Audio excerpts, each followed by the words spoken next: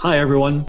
This is your contact center coach here to talk about one of the most difficult but important things you have to do in dealing with customers, saying no the right way.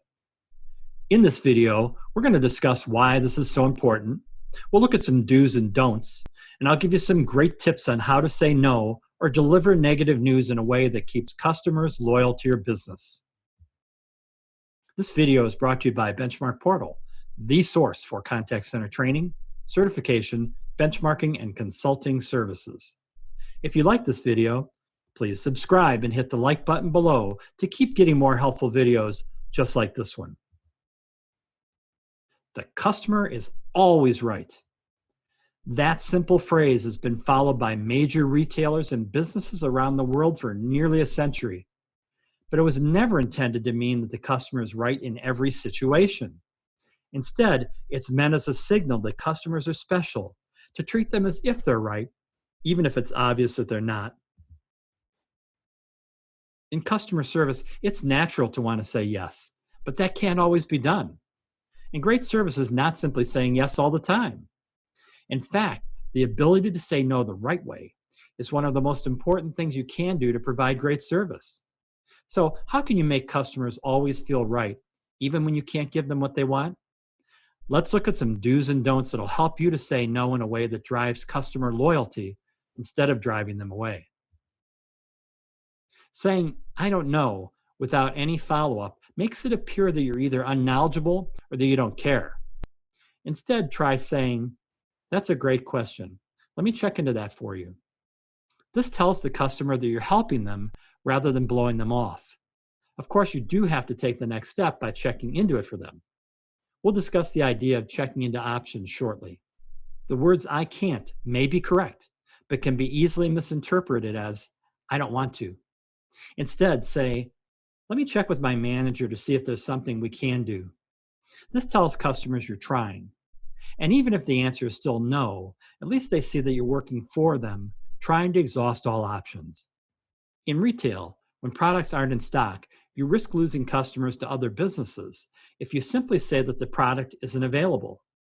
Instead, try something like, "Great choice. We'll have that here in about 2 weeks. If you'd like, I can contact you as soon as it comes in."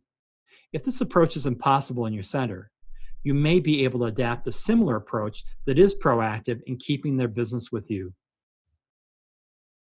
In these examples, did you notice that I said no without actually using the word no? That's because you can convey no by simply explaining why.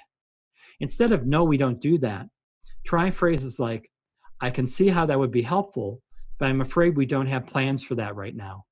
Or, "While there's currently no way to do that, we appreciate you taking the time to let us know what you're looking for." This reframing of no as an explanation, using positive and honest language, keeps the door open for future business and won't make customers feel that calling you was a waste of their time.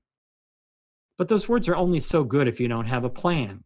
So let's look at some X's and O's you can keep in your customer service playbook for giving negative news to customers. First of all, start with empathy.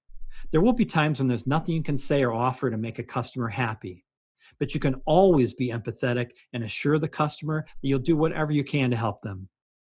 Making a customer feel understood goes a long way when you can't say yes. No matter how busy you are, use active listening skills to ensure you understand the questions and issues. This is especially important to ensure you're correct before providing an answer that's not favorable. Be transparent by explaining clearly and honestly why their request can't be fulfilled. There's nothing more powerful than a clear and direct answer. And that makes the why behind the no easier to accept and understand.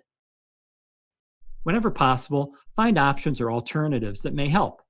Think of this as a counteroffer if you can't fulfill the original request.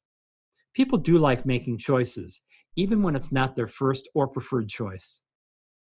Finally, showing customers that you're working for them is the best way to win loyalty. So do everything you can to solve their problem without placing blame on someone else or on your company. Because even if you find a solution that the customer declines, at least they're the ones saying no and not you. Well, we hope you found this video helpful. If so, please subscribe, like, and comment below. We'd love for you to share your ideas on how to say no with other professionals just like yourself. And don't forget to check out some of our great training programs through the link in the description below. This is your contact center coach saying game over. Thanks for taking the time to make yourself a better player for your company and for your customers. Now, go out there and be great.